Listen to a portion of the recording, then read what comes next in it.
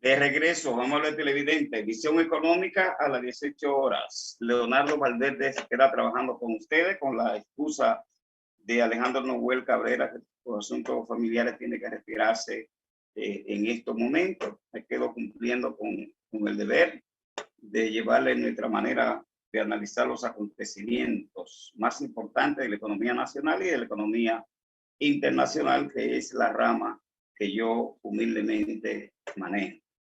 Tengo dos comentarios bien importantes a mi manera de ver las cosas. El primero tiene que ver con la política fiscal y la propuesta de una reforma fiscal tributaria en la República Dominicana. Esto movió a mucha preocupación porque de las esferas del gobierno, el funcionario de alto nivel, incluido el señor presidente de la República, llegó a decir que muy probablemente este año se formulara o se iniciara la discusión de un pacto fiscal hacia una reforma fiscal tributaria en la República Dominicana. Y empezó a mover a preocupación. Sin embargo, amplios sectores, muchos sectores de la vida nacional, incluido el sector empresarial, manifestaron que estaban en disposición de sentarse en la mesa a iniciar el diálogo por un pacto fiscal. Quiero establecerle que el gobierno del presidente Luis Abinader y del Partido Revolucionario Moderno gobernante tienen la base política e institucional para hacer una reforma en la República Dominicana. Sin embargo, en el contexto actual en el que está la República Dominicana, que nos estamos manejando en un estado de excepción por la pandemia, lo más correcto es que se siga estimulando la línea de un pacto fiscal. ¿Qué es lo que es un pacto fiscal?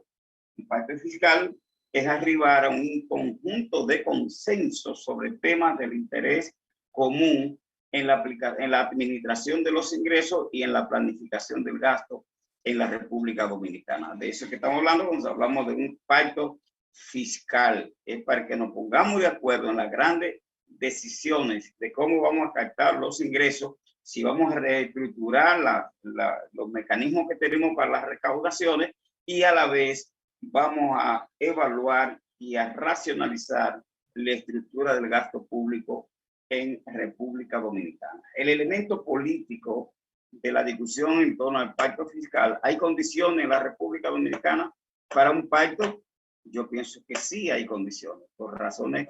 que les voy a exponer inmediatamente. El gobierno que encabeza el presidente Luis Abinader es un gobierno que tiene 7 meses y días en la administración pública, y en particular el presidente tiene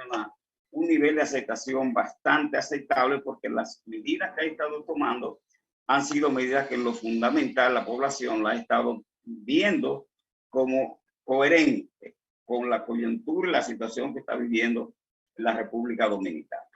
El otro elemento tiene que ver con la situación de la estructura política opositora en la República Dominicana, que no hay estructurada una oposición política en la República Dominicana.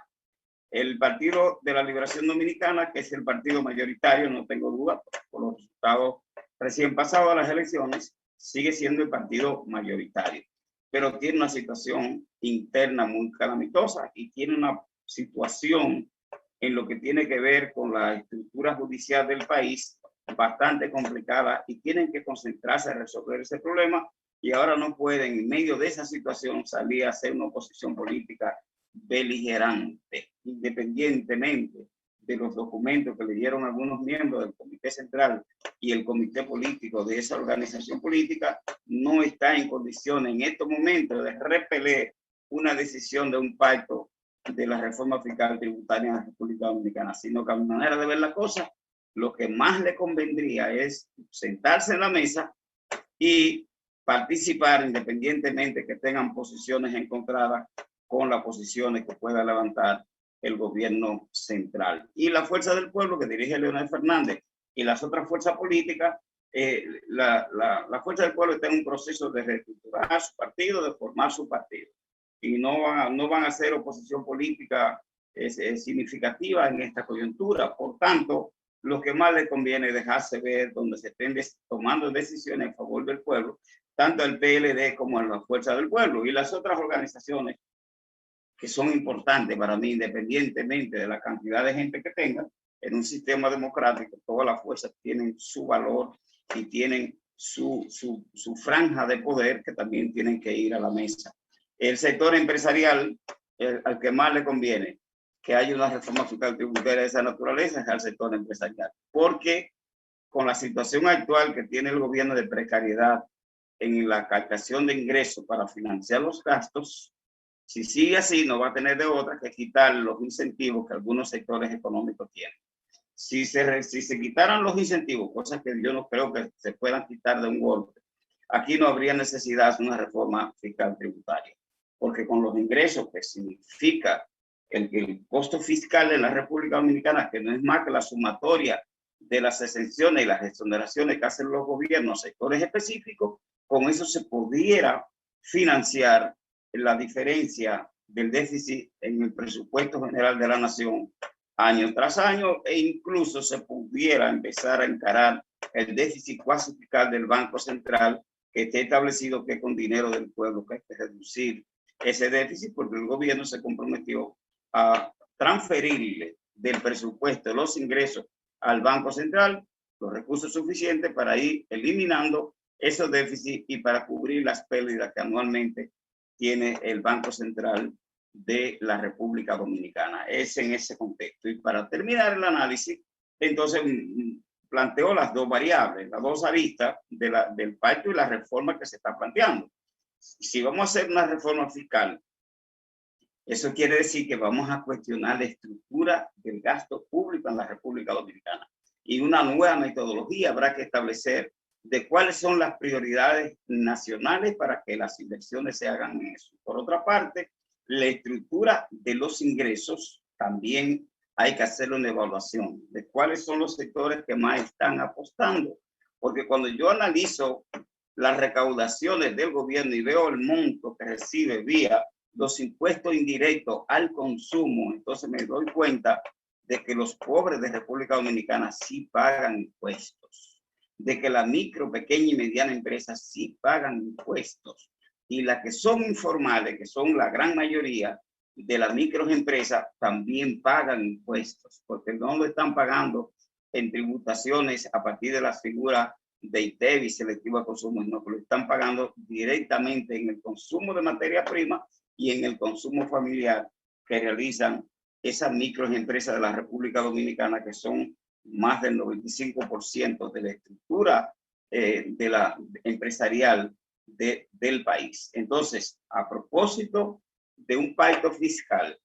y de una reforma fiscal tributaria, el momento es bastante oportuno para empezar el trabajo técnico y que no sea los intereses de grupo los que vengan a la mesa, sino que haya un informe técnico de cuál es la situación de las finanzas públicas en República Dominicana y cuál es la situación de la eficiencia del gasto público en República Dominicana. Con esas dos informaciones y tomando en consideración la Estrategia Nacional de Desarrollo 2030, entonces vamos a ver cuáles siguen siendo prioridades para el desarrollo nacional y cuáles han dejado de ser prioridades para que focalicemos de manera integral los recursos captados a esas áreas que se siguen considerando prioritarias para el bienestar de la mayoría de los dominicanos y dominicanas y para la responsabilidad de trascender el crecimiento económico, cambiándolo por una visión de desarrollo económico sostenible que beneficiaría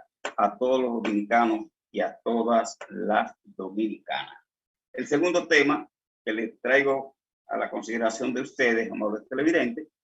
tiene que ver que el día 8 de mayo se celebró a nivel mundial el Día Mundial del Comercio Justo. Y esto es todo un movimiento de una nueva economía, de una nueva inserción de los pequeños productores, fundamentalmente agrícolas, en el mercado mundial y de la franja de trabajadores que tiene una relación directa y trabajadoras con el comercio justo. En ese sentido, en el día de ayer hicimos la celebración del comercio justo, se compite y la Universidad Nacional Evangélica con la Coordinadora Latinoamericana de Comercio Justo, CLAC, estructuramos toda una discusión para vincular las estructuras universitarias con lo que tiene que ver con la dinámica del comercio. Solamente en la República Dominicana hay más de 70 organizaciones de pequeños productores de cacao, de banano y de café que participan en el comercio justo. Y a raíz de que se da información de los montos de divisas que genera el cacao, que somos una potencia exportadora de cacao de calidad, somos una potencia en la exportación de banano orgánico también. A raíz de esos números cuantitativos para establecer la necesidad de que hagamos algo cualitativo respecto al comercio justo en República Dominicana. Estoy hablando de una política pública que tome en consideración todo el esfuerzo y el aporte que hacen esos pequeños productores a la esfera de la producción nacional y el comercio internacional. El próximo viernes vamos a dedicarlo exclusivamente el programa a comercio justo. Va a estar con nosotros la ingeniera Marique de Peña, una especialista de Cordon, la presidenta de Cordon y funcionaria de CLAD, para que discutamos todos estos detalles con todos ustedes. De mi parte, complacido, buen fin de semana. Nos vemos el próximo viernes. Boreal Televisión presentó Banco Popular.